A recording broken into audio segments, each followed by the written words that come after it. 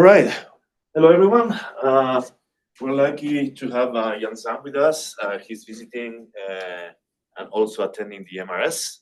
A lot of people are coming to Boston this week to attend the MRS, and it's a great opportunity to meet with some of them. And well, Zhang got his PhD in the Max Planck Institute in Germany, and then he moved to Jan Fu's group at MIT, where he did his postdoc. And for the past year and a half, he's been at the University of Tennessee, Knoxville, as assistant professor. And Zhang has been all over the place. I mean, he worked on so many different problems. I mean, but I would say he's worked on transport, spintronics, strongly correlated systems, of course, and topological systems. And today, he's gonna tell us a little bit about his latest incursions into moiré magnetism and machine learning. Right? Yeah. Right. Okay. Yeah. Thank you, Adrian, for the introduction. So yeah, today my talk is basically two parts. So one, first of all, so we apply the machine learning algorithm to do the large-scale simulation. So for moiré systems, and then the second part. So how can we model a very complicated kind of dot-type model? So from the kinetic perspective, so right now we set the interaction to the infinity, and then how kinetic energy drives the magnetism in the moiré system. Okay, great. So these are the people working with me. So in my group, like Chen, and then also Luis, Nicola, and Lin. So the experimental collaboration with Jason and Mac. So and also the Shanghai group. So basically the motivation. So for the TMD moiré, so what makes TMD moiré super exciting is the discovery of so-called fractional quantum Hall effect. So of the last year. So everyone knows such a diagram of the fractional quantum Hall effect. So basically it's subject to like super large magnetic field. And then so people observed all this kind of fractional feelings. And then so this is a real kind of demonstration of the quantum effect. So at like a macroscopic level, so as a large device level, right now we really see the discrete kind of quantum phenomena. And then people has been always dreaming that so we can harvest all the kind of fractionalized excitation or fractionalized charge for quantum computing. But the real problem is always we have the giant magnetic field here, like 10 Tesla or 20 Tesla. So and then starting from like 10 years ago, people trying to kind of engineer such a phenomenon without magnetic field. So this is so-called quantum anomalous Hall effect. So 10 years ago, it was successful like in TI system. And then last year, so in like a Tuesday MLT2 system, so-called semiconductor moiré. So people are Xiaolong's group and also the Shanghai group, Fai's group, all the three groups, they managed to observe such a zero field fractional quantum Hall effect. So and then we can start further. There are so many kind of interesting phenomena. Okay, so for such a system, so basically the key observation here is that so at especially the most robust feature is two-thirds filling at least our denominator.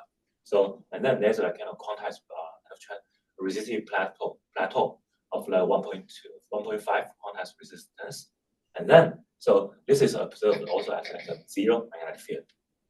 Okay, so that has been really so to say why this system is so interesting. And then the outline of my talk is basically first of all introduce the physical platforms, the semiconductor moirés. So what are the semiconductor moirés? How can we see the low energy physics and how should we model it? And then so this is like because as you know, all the moiré systems have like tens of thousand atoms or even more.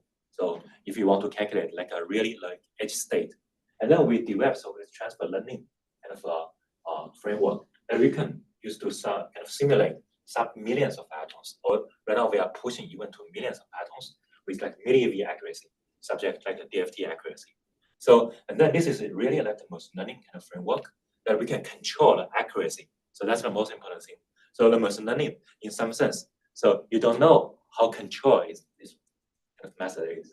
Okay, and then I will also briefly introduce the new developments in fractional states of magnetism. So the new fractional fillings, and then on the magnetism side. So and then finally, for the story of the so-called kinetic ferromagnetism. So this is something that we cannot see in ordinary kind of solid state materials. So only when you are going to the kind of infinite limit, right now you see the magnetism driven by the kinetic energy, so only by the kinetic energy.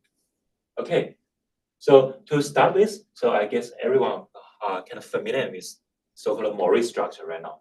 So you can create a moiré structure by two ways. One is you just rotate the homobilayer, two layers of the same material by a small kind of angle. And then right now, as you can see, so you are forming so-called interference pattern, so of like a tens of nanometer scale. So right now, imagine you have an electron put into such a system. So right now, the length scale is determined by the new interference pattern. So you can imagine you are having many kind of subband. So right now they are traveling at the tens of nanometer, and then so all the energy scales are renormalized. So such a system then can be controlled by the wavelengths. So and then since the kind of material parameter can be kind of modified continuously, and then we call it as like quantum simulator. So in a sense that right now up to now, all the kind of solid state phases that we expect in 3D materials that has been observed in moiré systems, like superconductivity, like quantum Hall effect of all kind of charge density wave, and then all kind of magnetism. So they can be viewed really as a like quantum simulator. So for all solid state phases and models. So okay, to start with, the building block here is so-called transition method. You mentioned two ways to get moiré physics. What's the second one? Oh well, so or you have like two different materials. Just then you don't need to do tubes. So just put two materials together. So building so-called halo structure. Then this one is more reproducible. You don't need to create control the angle. And then still you have the interference pattern of like tens of nanometer. Okay. So the building block here right now for the semiconductor is so-called MX2, the transition method dichalcogenide. So they are really special type of like a semiconductor, so to say. And then the key difference compared to like a silicon or gallium arsenide, right now there's a huge kind of spin orbit split, spin orbit splitting, as you can see at the valence band level. And then so the consequence is that right now the valley digital freedom, so the valley of the momentum is locked to the spin. So once you have the information of the electron in terms of a valley, and then we know the spin configuration. So then this opens the possibility to probe the magnetism. So via the optical probe. So then you don't need to build a complicated device to probe really for example, first of all, this kind of quantized transport. So you just need to see the optical signatures for the magnetism and also for all this optical strata formula. So that really speed up so-called this kind of discovery loop of the moiré phenomenon.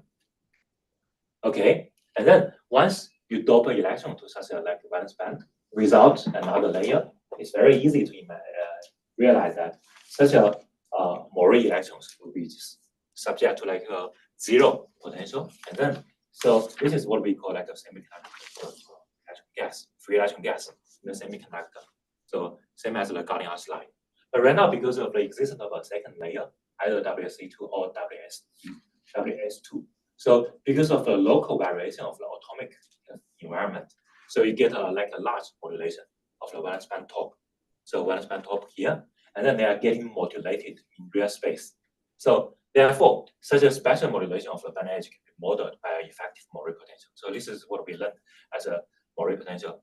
And then all the tunability comes from such a moiré potential. So you can engineer either like a single site kind of model or bipartite lattice. So with tunable kind of kinetic energy and also potential energy, and then in the end, all the kind of interaction energy. Okay, so then putting everything together, the kinetic energy on the valence band top, and then the potential energy. So and also this Coulomb interaction. So we get elementary model for the solid. So then, so we can see that so such a semiconductor moiré system can be viewed as like artificial solid. So the real problem then is that so again we do not know such an effective moiré potential. So although we know that model or the Lorentz model is super simple, but we have to calculate such a moiré potential from the real material simulation, so to say, to get the effective model that we can start to study all the kind of interacting physics. Okay, so and then so we basically for the single particle part we developed so-called transfer learning framework. So the workflow can be viewed in such a sense. So as we know, so even for the theoretical modeling, so we always start from so-called long Tuesday structure. So view as local kind of variation of the valence band top. So and then within such a long-tail data set, if we perform density function theory simulation, in the end, the machine learning model learned from such long-tail structures are kind of not accurate enough. So this one has an accuracy, for example, of 100 millieV. So therefore, it's not kind of possible really to learn accurate models that are capable to predict any moiré physics, even for the force field accuracy. So there is a huge kind of error bar features. So the reason right now is that you are missing all the long-range physics. So you are only capturing the local variations. So we basically do a so-called transfer learning. So such a model is a kind of generalized model for small systems. And then actually we can extend such a model to large systems to build link for the large systems. And then adding 2 or 3 two-state data sets, two-state structures as a training data set. And then such a workflow refine so the original kind of coarse-grained model, so which gives the accuracy of for example, here is 1 millieV per astron. So all the error bar features they disappear.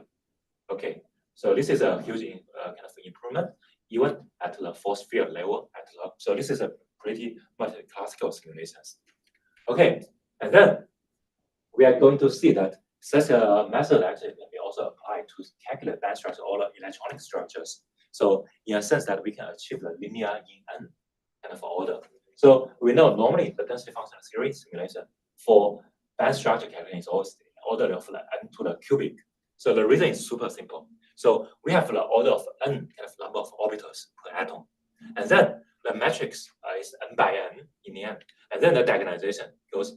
The full diagonalization goes to the order of n to the cubic because of the number of bases.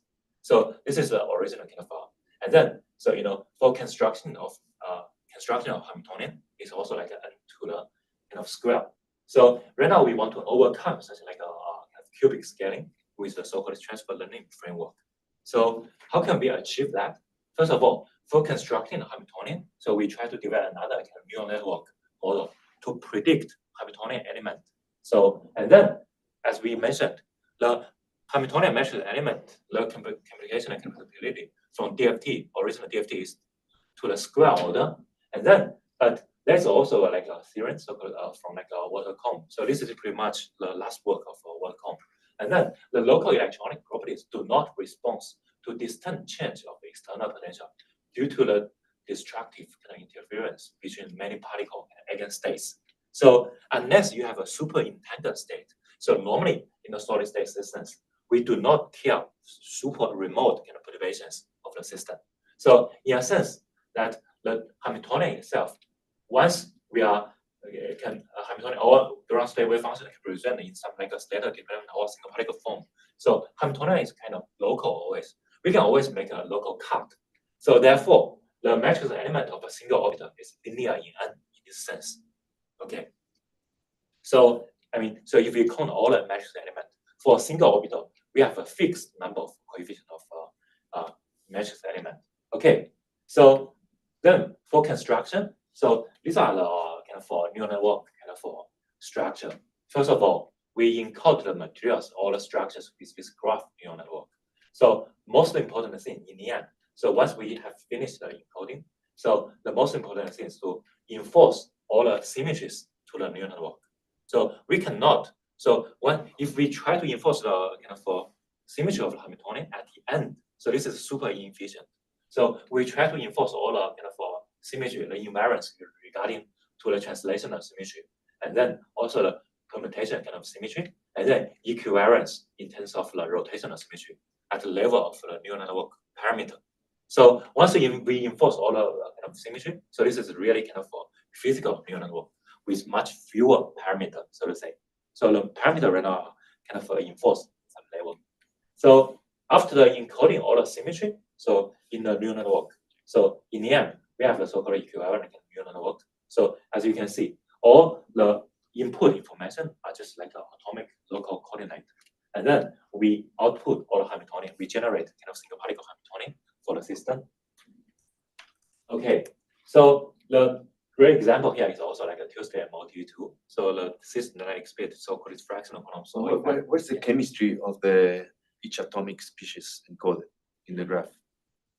Oh, okay. Because So, you have transition metal, you have yeah. So this one goes into like as you can see, atomic coordinate.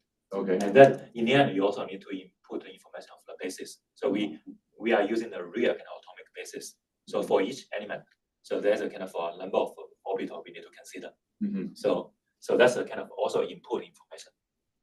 Okay. So as you can see, this is just more advanced level of the stator dependent kind of table. So with the stator dependent table, you can also do something similar, but most kind of at the level of like maybe 200 milli-UV accuracy. But right now, we're just trying to refine the accuracy of the large scale system. So we're on a neural network. Okay, great. So again, this is the so-called transfer learning kind of framework. So with the long-tail data sets, you can view this pretty much like an improved kind of Slater determinant coefficient. So this is one is at the level of like 10 milli-UV in terms of predicting the band structure. And then while transfer learning, so this is like what I call as a controlled approach. You can always supplement so the band structure of like a smaller kind of a twisted angle. So as long as your GPU can host such a large model. So right now the parameter actually is not so large. So it's only like maybe tens of millions of parameters. But still, so this is a heavy kind of engineering problem. And then right now we generate so induced bilayer expert model. So you can predict. So for example, even the edge state so of 1D system, you can create all the nano ribbons. So which goes to like millions of atoms, and then really to see the edge state here. Okay, great. So this is so-called transfer learning kind of improvement, as you can see. The dots are from the direct DFT calculation, and then the lines are from like a machine learning prediction. So after the transfer learning kind of framework, as you can see, the errors get greatly reduced. Can you repeat what you're comparing here? Right now we are comparing that from the real DFT calculation. So we can do a DFT calculation of a large scale system, although it takes huge amount of time. So this is just a validation of the machine learning. And then, as you can see, actually the most significant error comes from the gamma point. So this is pretty much obvious because gamma point, the band structure collects all the errors in the Hamiltonian. So all the kind of errors in Hamiltonian element are collected here. But still, it's doing a great job even at the gamma point. So although, as you can see, another thing to say that, so right now you can see the error structure in the Hamiltonian. So actually, all the significant error of the diagonal element are disappeared. So in the improved model. So the mean accuracy here actually go to 0.1 milli for the predicted measured element. So it's something that wasn't completely clear to me. So the machine learning model produces a Hamiltonian, yes, which is a single particle Hamiltonian. Oh, this is just like a DFT Hamiltonian. So, but in a sense that the basis is single particle, but the Hamiltonian itself. It's in the Gaussian basis. Yeah. Okay. But the Hamiltonian itself captures all the interacting effect at the at all basis level. Okay. So yeah, this is right now you can replace the Hamiltonian of the DFT Hamiltonian, so to say. But there is no self-consistent. There's no self-consistent. So this is one-step prediction. Yeah. So that's a great thing. So and then as you can see, so the errors right now, the average errors of all the band structure can really reach like a sub milli-UV. So they goes below like a 1 milli-UV. So even for the machine learning, and then so we test the data set with different angles going from 5 to 1. So the training data set is supplemented at 6 degrees. But right now the validation we go to like 1.8. So as you can see, the error are pretty much like really controlled over a wide range of angles. Okay. So and another thing to say that we can really realize linear scaling. So in a sense that the measured element, as you can see, is linear in n, n is the number of atoms. And then the construction of Hamiltonian is linear in n. So right now we also try to the diagonalization I will mention later. That's the current really bottleneck, so to say.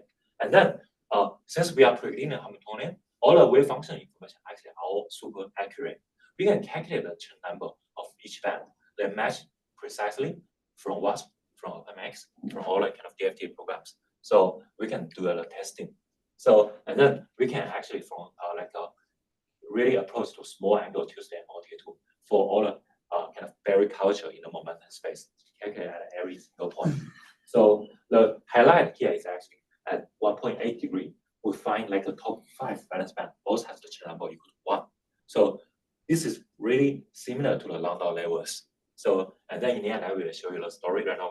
And then we can really see all the kind of even denominator kind of fractional anomalous effect. So at the second kind of Chen-band. Okay, so this is another showcase. So not only for the single unit cell, we can actually also calculate, at the 1D nano ribbon to see the edge state at the propagation at the edge. So this blue and kind of red lines are the edge state. So once we create like a 5 unit cell nano ribbon, so we can calculate all the edge state. And then with such a like edge state projected Hamiltonian, then we can implicate all the kind of Lagrangian liquid physics. So right now you have multiple kind of quantum spin edge state, and then they can interact. So and then gap out all the kind of fermion, and then the fermion degree for the fermion background can be gapped out, but the bosonic part is kind of still gapless. So this is also interesting. Right now opens the possibility that we can really see so the edge state of the moiré system, so in real space. Okay, and then that's the bottleneck for such a machine learning workflow. So as we all know, so once we do like an exactization of Hamiltonian, so it's always limited by the Hamiltonian itself. So, and then that's pretty much what we can do with the current hardware. So we have a node with like a 4 terabyte memory, and then we need to fit in all the Hamiltonians actually. So the crazy thing right now is that, so for exactization of many body Hamiltonian, we just need the energy state from the bottom, so lowest energy. But right now, so for such a like a semiconductor system, you need the energy state near the Fermi level. So you have to map out, you have to map all the kind of valence band kind of maximum to the bottom where it's shift inward method. So this is a super complicated method. Right now we are also trying to develop a machine learning method to predict without diagonalization. Okay, anyway, so the things to remember is that, so because this is a moiré problem, we only care about the valence band near the Fermi level. So therefore, we just need to diagonalize a few tens of bands. So then the diagonalization is also linear in n. So then prediction is linear n, diagonalization is linear in n. In the end, we realize such a linear in n kind of machine learning framework that can predict everything. So in terms of electronic structure. Okay, very good. So with such a like a Hamiltonian, like predict Hamiltonian or like a DFT derived Hamiltonian, then we can project the interaction. So that's our approach. So we do not really try to fit a model, fit a one-year model or continuous model. So we direct calculate all the interacting matrix element. So do the example in the momentum space. So in the momentum space, as you know, the single particle term here right now is just the band structure dispersion. And then the two body part, you just need to do a kind of momentum space integral of the Kongxiang wave function. And then you get all the matrix element here. So diagonalizing such a Hamiltonian, then you get all the spectrums, for example, the spectrums. So, and then we can study the wave function, the ground wave function, comparing with the lovely wave function in terms of generalized Pauli principle, and then to check. So the competing state, for example, right now we get like at 2/3 we get a fractional quantum Hall effect, and then at 1/3 we get a CW. A more interesting story here is actually, so, okay, yeah, let me maybe finish this one. So of the possible kind of long abelian states at like 5/2. So if we go to the second kind of Chen-band, so we calculate ground state wave function, and then so we see a different degeneracy, like a 2-fold degenerate with like odd number of electrons, and 6-fold degeneracy with like a even number of electrons. And then if you calculate ground state, right now we see the Chen number is actually 1/2. So this is a kind of a direct evidence. Right now we have like a long abelian states at like a half field second, like a Chen-band. Okay, so yeah, so that's more from like theoretical perspective, what we can do. So out from like a density function or kind of a wave function. And then there are more interesting stuff right now, the most recent new developments, especially at the MLT at smaller angles. So, and people are seeing like a really electronic tunable kind of ferromagnetism. So I won't go to really much details into such a case. Let me tell you another like a kind of more like a simple story so that everyone can understand from just like a simple drawing. Okay, that is the so-called kinetic magnetism and composite spin plural. Okay, so we are talking about another special type of like a magnetism, which is so-called like a kinetic ferromagnetism. So everyone knows so with such like a simple triangular lattice and Hubble model. So once we have field system, so every side will be like one electron. The electrons will be like, for example, the exchange right now, the kinetic part has been frozen. So kinetic part are all frozen in this case. And then the Coulomb interaction will give you like a second order kind of perturbation. And then making all the kind of nearby spin like anti-parallel to each other. So if they are parallel to each other, so they can never hop. So, but if they are kind of anti-parallel to each other, you can make like a virtual process, hop here and then back. Then in the end, you get an energy gain of T square over U. So that is the source for the antiferromagnetic exchange of the J. So, and then this one actually is the most complication of the kind of moiré Hubbard model, so to say. So once you start from like an antiferromagnetic ground state, everything is uncontrolled. The Hilbert space, even in this case, is like for the undoped insulator is 2 to the n. And then once you start to dope, you are getting more and more like a larger and larger Hilbert space. So, and then the perspective we have right now is try to, first of all, try to, in the moiré systems, as you can see, the any scale of the spin exchange is super small at level of 0.1 eV. And then you can more or less control the spin sector of such a system via magnetic field. So with the magnetic field, you can get access to the spin sector that you want to get to. And then, so this can more or less provide like a human controllable kind of sub-Hilbert space. And then we want to see the interesting physics of this kind of sub-Hilbert space. Okay, and then, so right now we want to approach such a problem of like a doped moiré Hubbard model with a controllable Hilbert space. First of all, we study such a problem with the exact magnetization. So as you can see, once you start from antiferromagnetic ground state, everything is exponentially large.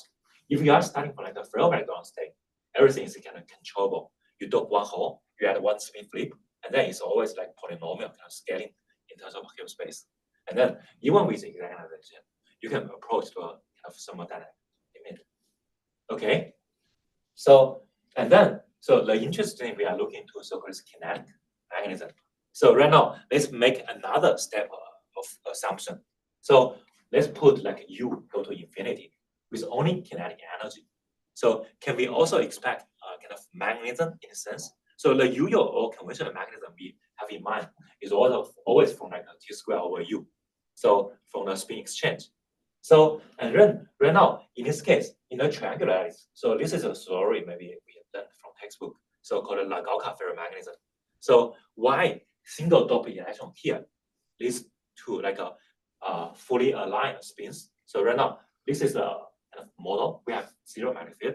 And then in this case, if you try to dope an electron into the system, very naturally, as you can see, such an electron can be extremely mobile. So once all the spins are anti-parallel to itself, so as you can see, if you try to kind of polarize all the background spin, you have the maximum kind of kinetic energy gain. So in this case, the additional electrons are free to move at any side.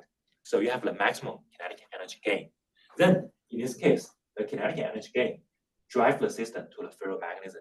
So you have the but then at the Hall doping side, so at the Hall doping side, if you try to remove an electron, so the effective Hall actually has a kind of negative kinetic energy. So in this convention, so you have a different kinetic energy than this ideal Hall.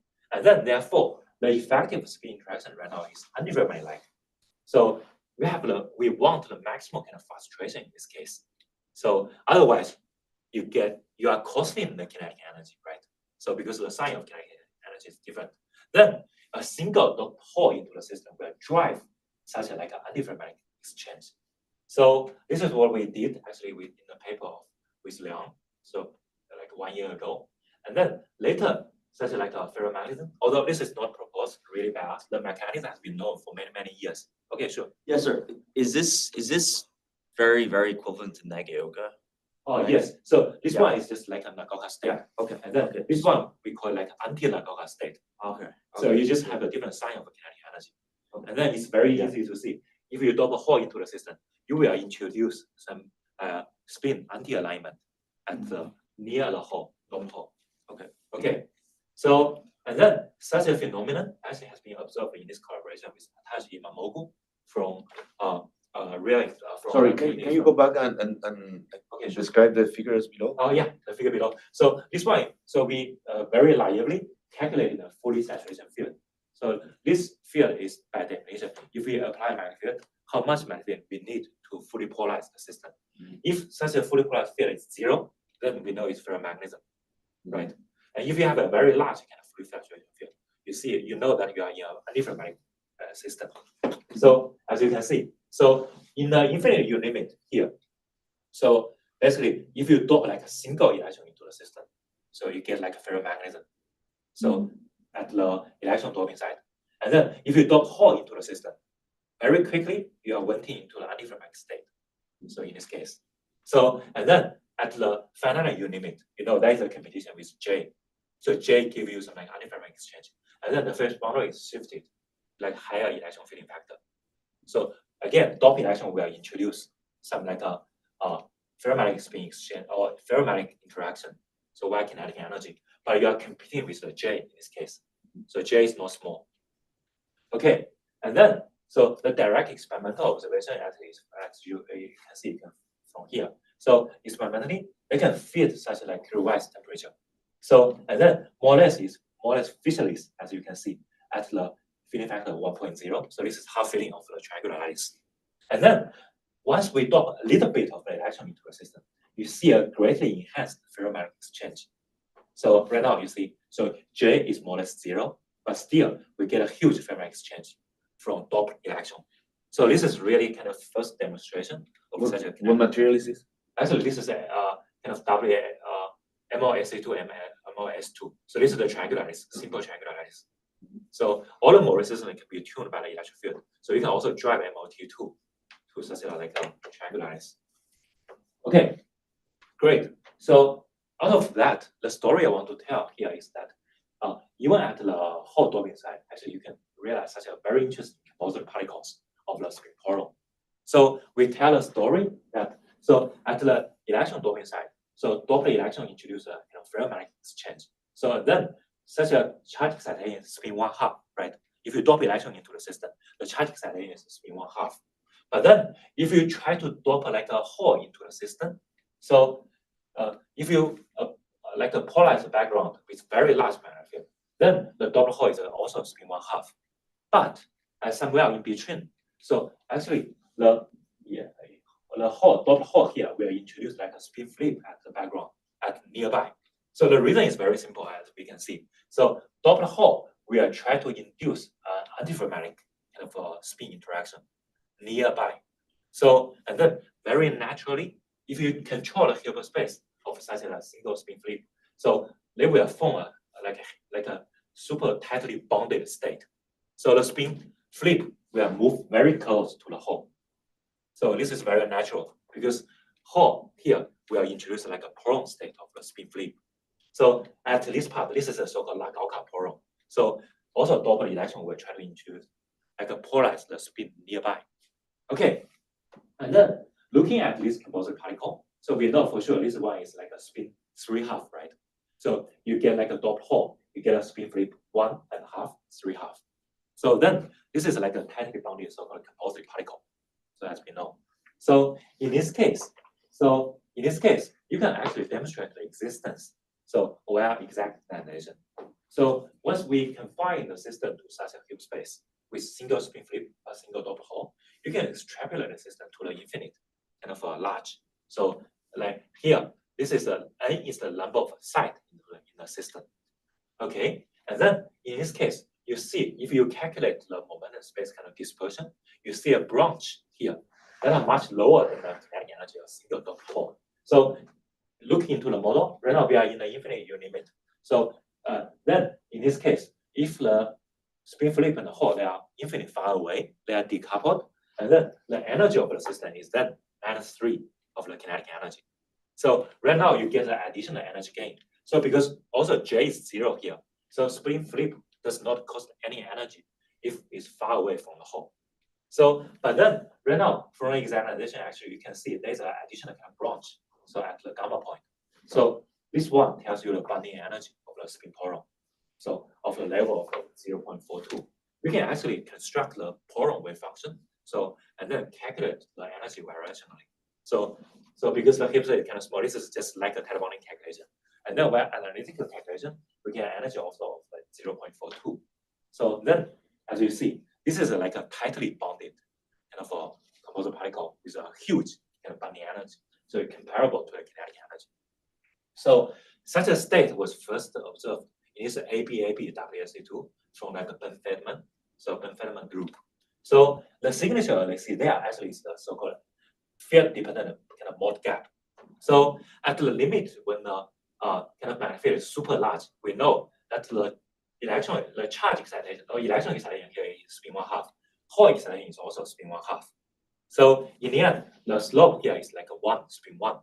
So but right now, at the region of magnetic field is kind of small, then it's critical field. Then you are getting like a spin 1/2 here, spin 3/2 at the whole doping side. Then the slope corresponds to spin 2. Okay, then you get a different slope depending on magnetic field. So different charge excitations or different Hall excitations. So regarding to the magnetic field. Okay, so this is the first proof. The most direct proof actually is later with Kim-Fai's group. So which we call so-called spin Poron method. So from last slides, actually we demonstrated existence of a single spin Poron. So this is less interesting because it only affects the ground state kind of charge gap. So if you have like multiple spin Porons where they stably exist, so do they have some like a interference pattern, like a normal kind of Doppler model insulator? So actually, in this case, if we put like more spin Poron into the system, so this is maybe you are very familiar with. So and then we can actually calculate the interacting energy between like multiple spin Porons. So in the end, actually we observe a very weakly interacting spin Porons. So where the energy levels, so we can calculate. So the kind of interaction energy between different spin Porons, they are weakly repulsive, even at level of like a 12% of doping. So then the conclusion is that so such a spin Poron particles can be described in the Fermi-Nikola theory. So they are weakly repulsive. Then we can safely apply the Fermi-Nikola theory to describe the spin Poron, and then call it like a voltaic phase of the spin Poron. So this is what we call spin Poron metal. So the phase diagram we proposed in this paper with Zhang. So and then so the thing that right now the kind of mobile charge carrier here are all spin Porons. So the direct consequence is that so if you try to dope an electron or hole into the system, how do you do that? So the definition of a metal is that if you add any carriers into the system, it doesn't cost any energy. So the carrier is smoothly changing. So then, first of all, we try to dope like a spin Poron into the system. This one is gapless, we cost 0 energy. Then we need to break the bond of the spin of a hole and a spin free. So then in this case, you need to cost any energy. So via this argument, then it's very easy to see. If you try to dope a hole into the system, you have a finite energy gap. So this phase is a magnetic phase for spin Poron, but this is like a gap phase for electron and hole. Okay, sure. Yeah, sure. I'm just wondering, so on the vertical axis, there's not really any unit. I mean, I understand it's just kind of the nomenclature, but so for the division between like fully polarized and the spin polaron phase, Yes. what is that like H2? Like compared to T, like in what's like, is it like 2T or 2T or 3T or so just curious? Yeah, H here control is molecules Yeah. by the bonding energy of the spin Poron. Uh-huh. So and then the H here is like a 0.4 to 0.8, something like this. So you have a wide range of phase region. So H over T is like a little less than 1. Yes, Okay. less than 1. Okay. Okay. Thank you. Yeah, and then a level of like a 1 to 2 Tesla. So for the experimental parameter. Yeah. Okay. Okay. But then it's well understood right now. So add hole or electron into the system, you have a finite gap. Okay, very good. And then so we want to calculate experimental observable of such a system. So with a single hole, you can approach the same magnetic limit. But with like a multiple kind of hole or multiple spin Porons, you cannot calculate such a system with the analysis. Then we use such the density matrix relevance group to calculate such a system. The good thing that, as you can see, so we more or less believe the spin Poron metal is a weakly entangled state. So in terms of the Poron wave function. So then we can safely, so the spirit of the DMRG is basically to separate the quantum system to different subsystems and then reduce the entanglement between different subsystems and then run them like iteratively. And then, so as you can, if we enforce the quantum number conserving in the DMRG calculation, so basically the Hilbert space right now is n to the 2n. N is the number of the spin Porons. If we have only 1, then we can solve it with the diagonalization. But if you have multiple kind of n, this is a polynomial kind of space. So and then with DMRG, basically first of all we calculate the Hall spin flip kind of correlation function. So very obviously, actually you can see the Hall. So this is Hall, like this is spin flip. They are tightly bonded with only like a one lattice spacing, 1 to 2 lattice spacing. So tightly bonded object. Okay, and then so the direct observer actually we can measure from here is so-called magnetization plateau, because we know that the finite gap for electron hole. And then if you apply like a magnetic field to the system, once you approach the spin photon phase, so you will have like a stable magnetization plateau. So ending from here, you are entering through a spin photon phase, and then from here you are breaking the spin photon bond. So you have like a finite kind of magnetization plateau once you apply magnetic field. So before the full saturation, yeah, this is the full saturation.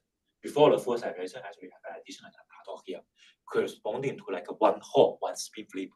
So and then more interestingly, so the height of the spin the height of the spin photon plateau is determined by the doping of the Hall. So if you control the doping, yeah, the magnetization plateau, the height will change. Okay, so and then we can say that so more or less so because there's a presence of a single particle gap, so well defined. So we all know the origin. So this is a so-called controlled pseudogap method. So talking about the Hall and the electron, this is a gap state. We can define a single particle gap. So a single particle gap for electron or Hall. But then so then we are more or less kind of construct like a pseudogap kind of method in this sense. Okay. Very good. So then this is the kind of experimental kind of observation. Experimentally, they can apply like a magnetic field from 0 to 8 Tesla, and then measure the magnetization with the MCD. So with the magnetic circular dicohesion. So with the magnetic circular dicohesion, they basically can measure the spin polarization. And then, as you can see, once you approach like a smaller temperature, so for 1.0, this one is more or less like a featureless. So it's bonded. So and then the reason for bonded right now we are still thinking. So but then for 0.9, if you have like finite Hall into the system, as you can see, so there is a sub kind of magnetization plateau here developed. So if you trace kind of height of the magnetization plateau, so with the expectation of the spin photon, actually you can see the filling factor actually more or less follows really the trend as we can expect for spin photon. So this is the kind of the total electron number. So X is the filling factor of the doped holes. And then the total magnetization here is defined as 1 minus 3x. So because you have a X doped holes and then one spin flip regarding to the doped holes. So experimentally, so this is from the experimental paper from my group, they really see such a stable region of the spin photon. So they draw more or less similar as we draw in our theoretical paper. So this is really a demonstration that we have like a finite region of the spin photon atom in between. So again, yeah. So this pretty much goes to the summary. So for all the perspective. So for the single particle part, we developed so-called kind of transfer learning framework just to try to map everything. So from the exponential, originally this is an exponential problem, and then with the DFT assumption, this is to the cubic. With machine learning, right now we try to go to like all the n kind of approximation in terms of predicting the electronic structure. So for the many body part, so we are having like a different perspective. So the usual way of doing many body explanation that. So we are taking some approximate method and then hope that the low energy space that we kept in our method has an overlap with the low energy space. Sometimes we are successful, sometimes we fail. But right now, we can actually also from like a different perspective, where some like a controlling parameter, for example, is magnetic field B, then we can float some like a subcube space. As long as this subcube space containing something interesting, then so this is a kind of then we are doing something good. So for example, if you try to control to the spin photon Hilbert space, the Hilbert space size is 2n, then you can actually calculate such a subcube space more or less to a thermodynamic limit, even with DMRG. Okay. So that's pretty much everything I want to say. So the system here is the semiconductor moiré. We can map it to the artificial kind of crystal by the low energy kind of modeling. And then so we developed transfer learning framework. So to have like a controlled way of calculating the single particle electronic structure model. And then once we combine the term band with strong correlation, we get all the fractional quantum effect. And then the more interestingly, actually we can engineer sort of the kinetic magnetism and also the composite particle. Then so the next direction, as you can see, very easily. So single spin flip can bond to a hole. It can also bond to two holes. Then you can form all the superconductivity. So in this perspective, so that has been a dream for me and also for Christian. Yeah, in the long term. Okay, yeah. So that's pretty much I want to say. Yeah, thank you.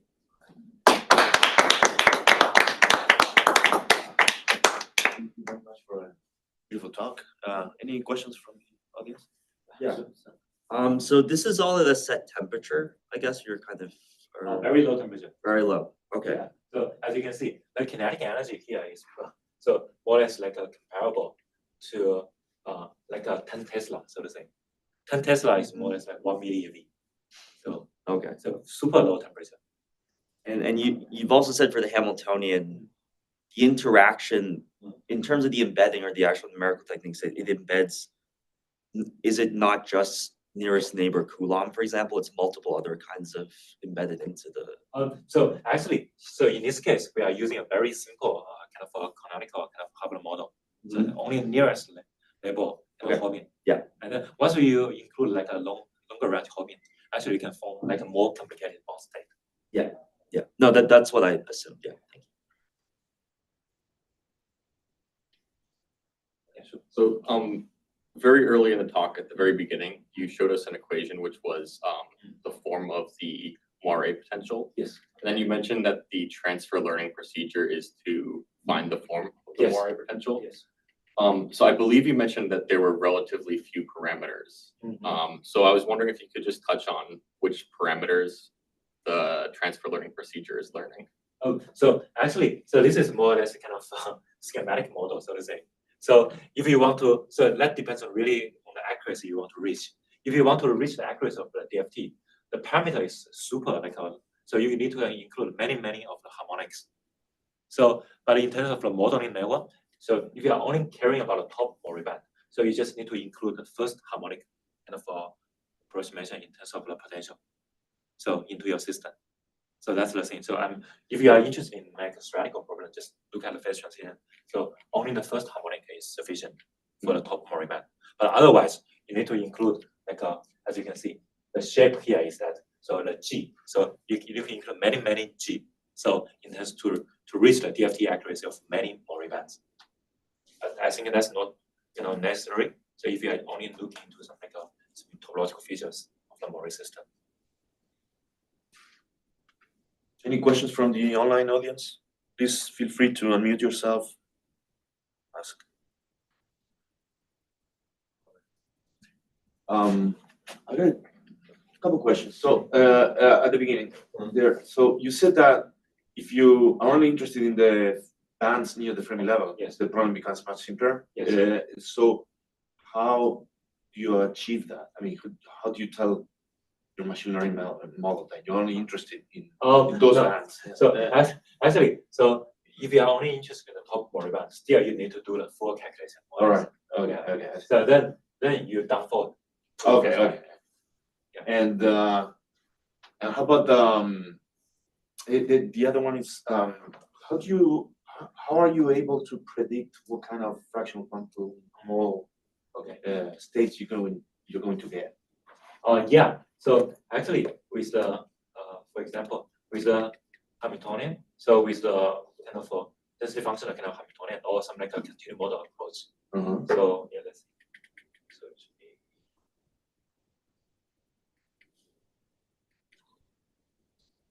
So and then once you do the kind of modern space animation, so you get a spectrum kind of.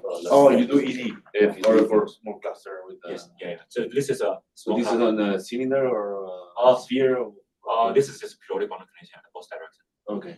So for fraction for Laplace state, as you know, so this is a very short range physics. So even with maybe like 8 electrons or like 10 electrons, you get everything perfect. Okay, so I guess those are my questions. no more questions, let's thank Jan one more time.